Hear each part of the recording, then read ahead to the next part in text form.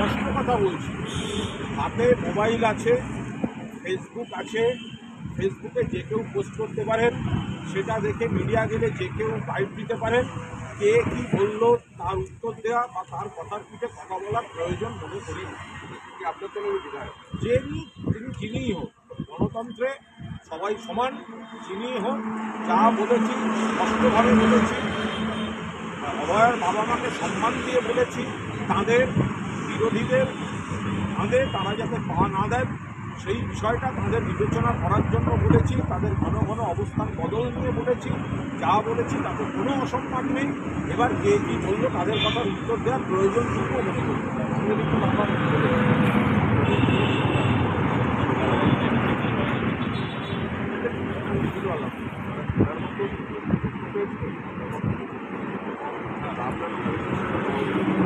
আমি তো কোনো অন্যায় কথা বলিনি, অবৈধ কথা বলিনি।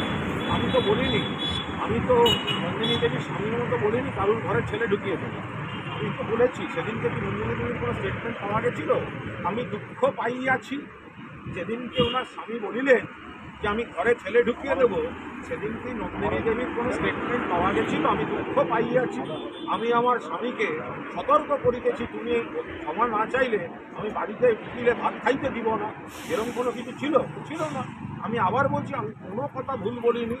অভয়ার বাবাকে নন্দিনী দেবীটা সব কথা বলার অনেক আগে আমি নিজে তাদের সঙ্গে কথা বলেছি, তাদের সঙ্গে হোয়াটসঅ্যাপ বিনিময় করেছি।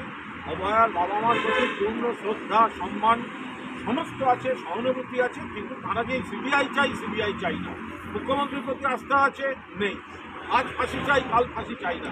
এই যে বিরোধীদের সংলাপগুলো তাদের মুখ থেকে বেরোচ্ছে, এই বিষয়টা বিরোধীদের খাতা ফাঁদে যাতে তারা পা না দেন, সসম্মানে রিকোয়েস্ট করছে। এর মধ্যে দুঃখের কী আছে? আর মোহাম্মদ সেলিম বলছেন যে